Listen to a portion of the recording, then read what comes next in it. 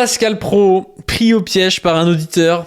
Vous allez voir le débat entre Pascal Praud et un auditeur. Pascal Praud essaie de mettre en sueur l'auditeur, comme d'habitude. Est-ce que vous condamnez, machin truc. Il essaie de le faire passer pour un terroriste.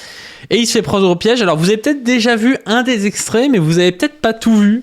Parce qu'en réalité, ça dure plus longtemps qu'un extrait de 2 minutes où Praud se fait piéger, parce que il dit quand même pas mal de merde tout du long. Et voilà, enfin, moi j'ai vu l'extrait entier, je pense que ça peut vous intéresser. Alors, regardez ça. Il est avec un auditeur, Mohamed, qui est au bout du fil et qui est décrit comme un auditeur à 100% derrière Mélenchon d'après le titre de l'émission. Mohamed, est-ce que vous m'entendez bien ? Je vous entends très bien, Pascal. Alors là, la ligne est parfaite, Mohamed. Bon, c'est vrai que les propos de Jean-Luc Mélenchon, ils sont contredit d'abord par la réalité, c'est ce que disait Louis Dragnel tout à l'heure sur l'ONU qui n'a pas que 2 organisations terroristes que l'ONU a condamnées. Et puis, c'est vrai que le Hamas n'est pas une organisation de résistance, c'est pas une armée de libération, c'est pas une force de décolonisation, c'est un mouvement islamiste et antisémite, le Hamas. D'ailleurs, je vois pas pourquoi Monsieur Mélenchon s'évertue à ne pas reconnaître ce qui est une évidence pour les journalistes, pour les historiens et pour tous ceux qui connaissent ce dossier, Mohamed. Pourquoi la question est déjà aussi orientée ? Le mec, en gros, décrit quelque chose et te dit bon, voilà, donc ce mouvement-là, il est antisémite, il est machin truc, et puis à la fin, voilà, est-ce que vous condamnez ce mouvement ? Alors, je vais vous répondre calmement parce que je sens qu'il y a encore de la nervosité dans l'air et c'est la première remarque que je vais faire, c'est que nous, ici en France, nous devons rester neutres et avoir ce qu'on appelle, moi ce que j'appelle plutôt la paix française et l'état d'esprit français. Même si mais ça n'a rien à voir avec ma question. Mais si, j'y reviens. Pourquoi ? Parce que revenez vite, parce que oui, c'est pas possible de faire une circonvolution. Pascal, c'est une organisation terroriste, point. Ah voilà, ok. Alors je vous souhaite. Non, Pascal. Moi, je vous lis la charte. Je veux bien vous lire la charte. Pascal, si vous voulez pas me laisser parler, c'est pas la peine, Pascal. J'arrête. Ça sert à rien. Mais je veux bien vous laisser parler, mais alors, je vous répète ce que la. Je vous coupe pas. Vous n'en parlez pas. Mais moi, je vous pose une question. Vous me parlez de la paix. Bon, ça n'a rien à voir. Je vais vous rappeler la charte. Mais je vais vous la rappeler, la charte internationale des droits de l'homme à l'ONU. Et je vais vous dire aussi, ce qu'a dit Mélenchon. Le tweet de Mélenchon. Je le soutiens à 100% le tweet de Mélenchon. Il est juste et proportionné. Ce qui se passe en Israël, ce qui se passe en Palestine, c'est la conséquence d'une situation. Et nous, en France, au lieu de jouer la paix, au lieu de jouer le calme, au lieu d'être neutre, et on a beaucoup de personnes qui prennent le parti pris comme si les morts de l'un ne valent pas le mort de l'autre. Moi, je vous le dis, ma position est claire et neutre pour qu'il n'y ait pas de quiproquo. Il est insupportable, là, la tête qu'il fait là avec ses lunettes baissées là, tu vois, qu'il s'en fout, qu'il veut juste que il condamne parce que c'est une évidence. Non mais c'est insupportable. Pas neutre puisque vous êtes militant. Moi, je suis pas militant. Écoutez-moi. Je vous écoute, mais moi, je ne suis pas militant. Vous êtes militant. Non, vous me dites, vous êtes pro-Mélenchon. C'est vous qui avez dit que je suis militant, vous ne me connaissez pas, Pascal. Mais c'est vous qui venez de me dire, je suis à fond derrière Mélenchon. Moi, Vous êtes militant de la France Insoumise ? C'est-à-dire, je soutiens... Non, Le gars a dit, je suis 100% d'accord avec son tweet. Et ça finit, vous êtes militant de la France Insoumise. Mais c'est vraiment comme les judéo-bolcheviques, les trucs. Maintenant, si tu dis que t'aimes bien la France Insoumise, t'es déjà un peu louche, soutiens et je suis d'accord avec le tweet de Mélenchon. J'ai pas dit que je suis à fond dans le parti de Mélenchon, je suis pas militant. J'ai aucun parti politique, aucun. Mais j'ai mes idées personnelles et je les défends. Et si elles coïncident avec celles de Mélenchon, elles sont avec celles de Mélenchon. C'est avec celles de Pro, elles seront avec celles de Pro. Je vous dis, qu'est-ce qu'il a dit Mélenchon ? Mélenchon, il a dit, c'est très simple. On a la Cour pénale internationale qui est là pour condamner les crimes contre l'humanité. Ok. Et c'est très simple. Il y a des morts palestiniens, et il y en a plusieurs. Il y a des morts israéliens, il y en a plusieurs. Et on les déplore tous. Mais pour moi, un mort palestinien ou un mort israélien, ce sont tous les deux des morts civiles. Je parle pas des militaires. Et nous avons une cour pénale internationale qui doit les condamner. Donc allons-y. Je vous rappelle juste quelque chose. C'est que Israël n'a pas signé la convention de la CPI, alors que l'OLP l'a signée. Bon, D'accord. on marque Donc, une on y pause. va. On marque une pause et je vous. Il bégaye. Non mais, le gars à la Capelle, Mohamed, il est chaud. Hein. Il est chaud, c'est pas évident d'appeler, t'as le stress et tout, tu passes en direct, il est bon.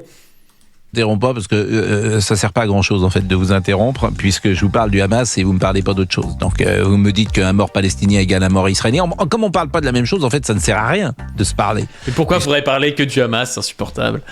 Parce que moi, je vous parle de ce qu'est le Hamas. Voilà. Et je vous dis que le Hamas, que je sache, n'est pas une organisation de résistance, ni une armée de libération, ni une force de décolonisation. C'est un mouvement terroriste. Voilà. Mais pourquoi est-ce que en quoi un mouvement terroriste, ça t'empêche d'être un mouvement de résistance ou de décolonisation? Je veux dire, le FLN était terroriste, en quelque sorte. C'est aussi un mouvement de résistance et de décolonisation. Qui produit des actes terroristes. À tout de suite. Mohamed, est-ce que vous pouvez me répondre simplement à une ou des questions par oui ou par non? Et puis après, comme ça, je saurai. Le traquenard, par oui ou par non. Mais quel traquenard de devoir répondre par oui ou par non? Donc le gars te prend au dépourvu, et te dit par oui ou par non. Quelle est votre position? Non. Sauf si vous me répondez vous aussi par oui ou par non. Ça mérite d'être clair. Mohamed, vous allez nous rappeler. Sauf si Pascal, vous me répondez aussi par oui ou par non. Ah bah moi, Et c'est là où le mec a un coup de génie. À quel moment tu te dis, vas-y, je vais répondre ça, Pascal Pro. Oh, quel joueur de poker, le gars trop fort. Bon, par oui ou par non à toutes les questions possibles. Alors, on fait le même jeu. Donc, question à oui, question Le à boss. Eh ben, question. Est-ce que le Hamas est une organisation terroriste? non. Il tremble pas en plus, le boss. Bon, la Mais est-ce que je discussion. vous pose une question? La discussion Je vous est pose une difficile. question. La discussion va être difficile Mais après vous- parce que. Pascal, nous avons dit que vous posez une question, je pose Vous une avez question. raison. Vous avez raison. Je me plie à votre. C'est un règle. goth, le gars. D'accord. Est-ce que vous condamnez les tueries des Israéliens à Gaza? Des civils. Il bégaye tellement, la tête qu'il a. C'est incroyable. Il bégaye de fou. On voit que là, il est pas sûr de lui. Il sait pas ce qu'il doit dire. Il sait pas ce que c'est la ligne à prendre. J'ai envie d'intervenir. Je suis Ah, désolé. Louis Pascal. Il se fait sauver par un autre débile dans le truc. Ragnel veut intervenir. Louis. Non, c'est vous qui répondez, Pascal. Pardon, mais Et là, le mec est trop basé derrière. Non, Pascal, tu réponds, tu t'échappes pas. Incroyable. en fait, qui a attaqué qui? Enfin, ils se défendent là, les Israéliens. Est-ce que vous condamnez les bombardements d'Israël sur les civils de Gaza? Mais qui C'est a. ma question. Mais cher. Ils sont sûrs, ils mettent même plus la caméra sur Pascal. C'est incroyable.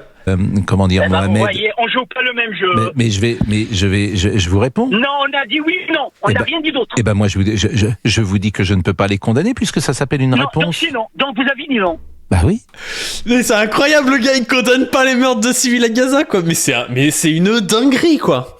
Les types sont tellement matrixés par la propagande impérialiste et la propagande du gouvernement d'Israël que les mecs ne peuvent pas condamner le meurtre de gamins à Gaza, quoi. Ils sont, mais ils sont matrixés, quoi. Et ils ont eu un gars au téléphone trop fort. Vraiment, mais trop fort, hein. Ok, c'est bon. Donc on continue si vous voulez. Y a pas de problème. Il les a mis en sueur. C'est-à-dire que c'est On un a dit peuple oui qui ou a. non. C'est-à-dire qu'en fait, Israël ne vise pas des civils. Ça bégaye. Ah bon? Non. L'école de l'UNRWA, c'est pas une école civile. C'est l'ONU. Il a les termes, oui, puisque c'est vrai qu'Israël avait une liste de trucs qu'ils attaquaient. Ils attaquaient une école reconnue comme une école normale par l'ONU, quoi.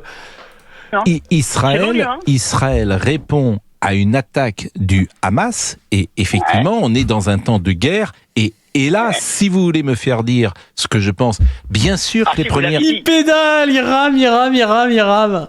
C'est Mais bon, est-ce que vous je peux ai dit, vous terminer, l'avez dit. Mohamed? Les premières victimes, ça fait 3 jours que je le dis.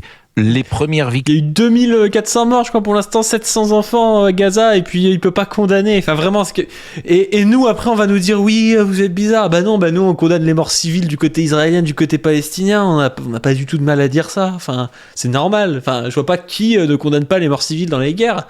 Normalement, c'était un peu d'humanité, ce que là, Pascal Pro n'a pas. Tu condamnes les morts civiles dans les guerres, faut arrêter les conneries. Victimes du Hamas, ce sont les Palestiniens, ce sont les Gazaouis. C'est eux les premières victimes. Et Non, mais le mec essaie de contourner le truc. ils sont pris en otage. D'ailleurs, il y a eu des manifestations qui ont été réprimées très durement par le Hamas, parce que c'est pas une démocratie, le Hamas, contrairement à Israël. Donc, vous avez eu des gens qui ont voulu porter leur voix contre le Hamas, et ces gens-là ont été réprimés durement. C'est énorme parce qu'en fait, il essaie de l'avoir au jeu de la morale avec un jeu oui-non et il se fait inverser le truc et là, c'est à lui de s'expliquer sur pourquoi est-ce que c'est un FDP qui refuse de condamner la mort de civils et de gamins, quoi. Il a vraiment trop bien joué le coup. Hein. Louis de Ragnel. Mohamed, je voulais juste, je vais poser une question et y répondre en même temps. Est-ce que vous savez aujourd'hui dans quel lieu se cachent les gens du Hamas? Non. Eh bien, ils se cachent prioritairement dans des écoles, dans des hôpitaux et dans des crèches. Alors, ils se cachent aussi dans les ambulances qui sauvent les D'accord. Mais en blessés. fait, quand vous êtes Israël, qui est un pays attaqué, vous faites comment face à des gens qui utilisent en fait une population civile pour justement créer votre ce question. débat-là qu'on a avec Pascal et avec vous? C'est énorme parce qu'il répond j'adore votre question et donc là les mecs ils commencent aussi je pense à se pisser dessus parce que le gars est basé de fou en bas en face. J'adore votre question, monsieur Ragnel. Moi, je vais vous poser une question. Chacun se pose des questions. Israël, non, Non, mais Israël c'est dramatique. est un pays colonisateur ou pas? Est-ce qu'Israël Bah non. colonise le territoire Bah non. occupé? Oui. Ben non, Israël n'est pas un pays colonisateur. Non mais c'est la folie le mec, il considère que les morts civils ils s'en branlent, les morts civils palestiniens ils s'en branlent, et Israël ne colonise pas. Israël ne colonise pas. Ne colonise pas. Non mais vraiment il les a foutus en slip le mec au téléphone, c'est une folie. Hein. Ou non? Bah non. Ah bon, non? Bah non. C'est non. Ça fait des années que Israël... je vous C'est pas la peine réponds. de parler. Mais je vous réponds. Israël... Non mais le mec considère, mais même les sionistes en général ils disent quand même que Israël colonise. Après ils peuvent essayer de dire voilà mais il y a une certaine justice à ça. Mais lui il dit non, comme s'il grappillait pas du terrain au fur et à mesure. Non. tente... Mais je vous réponds, vous n'écoutez pas. Mais comme vous n'écoutez manifestement pas personne depuis 50 ans, alors laissez-moi parler. Ça fait des années qu'Israël tente une négociation avec précisément le Hamas. Le Hamas a écrit dans sa charte la destruction. Quand est-ce que vous allez comprendre ça d'Israël? Donc ça c'est vraiment pour ça aussi qu'Israël a financé le Hamas. C'est que ça permet après d'avoir un ennemi facile, de le diaboliser et de dire voilà, c'est impossible de toute façon de faire un accord avec eux. Sauf que quand il y avait l'OLP, quand ils ont commencé à faire des rapprochements, ils ont fait marche arrière avec la mort de Rabin. Donc bon, c'est quand même un peu facile de dire ça, quoi. C'est dans sa charte. Le Hamas veut faire de la Palestine un État islamique. Le Hamas explique que combattre Israël, c'est un djihad, c'est une guerre sainte. Pourquoi il a un cheveu sur la langue quand il s'énerve? Ah, la gueule qu'il a. Comment faut-il vous le dire? Il n'y a pas de négociation et de discussion possible, mais pas avec les Palestiniens. Les Palestiniens, c'est autre chose. Et là, il est trop parce qu'il dit oui, il n'y a pas de négociation possible avec le Hamas. Regardez la réponse. Les Palestiniens, ce serait autre chose. On pourrait avoir une discussion, mais pas le Hamas. Donc voilà, mais à partir du moment où vous considérez que le Hamas n'est pas une organisation terroriste, je veux dire, la discussion est terminée. Voilà, ça c'est de la propagande. La discussion est terminée. Faut que tu te mettes à genoux devant eux, sinon la discussion est terminée. Vous allez voir, la question elle est trop bien de l'interlocuteur de Mohamed.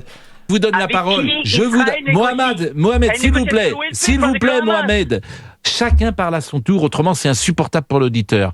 À partir du moment où vous considérez que le Hamas n'est pas une organisation terroriste, la discussion s'arrête. Moi, je vous fais parler. Pourquoi? Parce que votre voix, je pense qu'elle est représentative. Et là... Parce qu'il pose une bonne question, Mohamed. Il dit avec qui Israël est censé essayer de trouver des accords? Avec l'OLP, pas avec le Hamas, avec les organisations politiques. Même si le Hamas c'est aussi une organisation politique, mais c'est pas avec le Hamas en fait qu'il y a des discussions directement.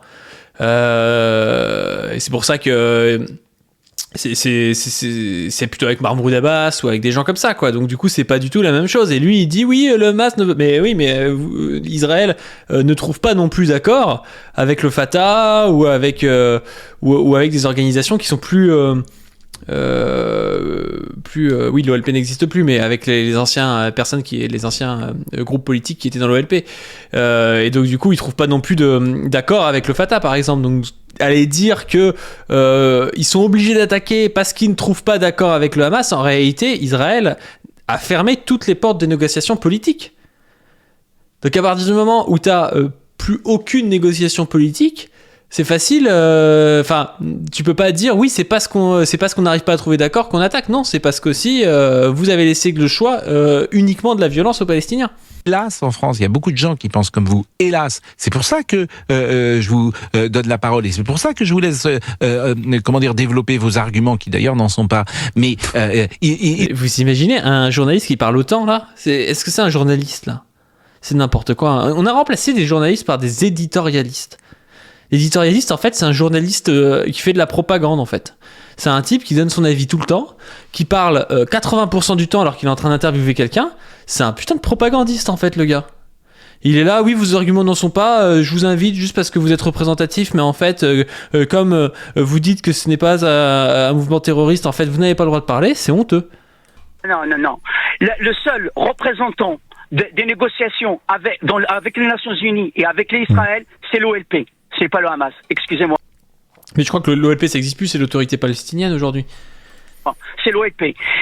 Même si c'est plus ou moins les mêmes partis qui sont dedans. Les négociations d'Oslo, qui étaient bien avancées, ils sont mortes avec l'assassinat de Shimon Peres, vous le savez très bien. Donc, le seul et unique représentant légal et reconnu internationalement, c'est l'OLP. Israël négocie avec l'OLP, pas avec le Hamas. Pardon, Mohamed, en fait, qui discrédite matin, midi et soir l'OLP, c'est le Hamas. Qui a fait une sorte de coup d'État à Gaza contre l'OLP, c'est le Hamas. En fait, lui, c'est le gars qui est le seul gars qui connaît un peu le sujet. Et il y a Pascal qui est le type qui est là pour gueuler mais qui connaît pas du tout le sujet. Et dès qu'il y a besoin, c'est ce mec qui parle. Il discrédite tout le temps les négociations de paix avec les incursions quotidiennes sur la mosquée de l'Aqsa, c'est Israël. Bon, on va faire une pause. Mohamed, vous nous appelez d'où d'ailleurs ? De Paris, je suis à Paris. De Paris. Et alors ? Putain, il les a mis en slip, ça l'énerve Pascal Pro, il coupe court, c'est excellent. C'est indiscret de vous demander ce que vous faites dans la vie professionnelle ou mais vous n'êtes pas obligé de répondre hein. Alors, si, Pascal, je vais vous dire. Moi, je me suis converti dans le taxi depuis 2015. Avant, j'étais cadre dirigeant dans une grosse boîte, je ne vais pas la dire laquelle. Oui. Et je suis détenteur d'un doctorat en langue et littérature française en France. Écoutez, c'est une des rares conversions qui peut me plaire, de se convertir. C'est quoi ce FDP ? Enfin, est-ce que quelqu'un qui dirait je me convertis au christianisme, ça lui plairait pas ?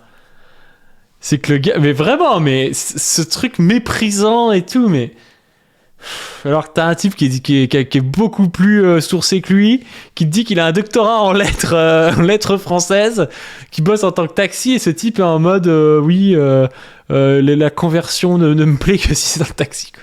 Quel connard.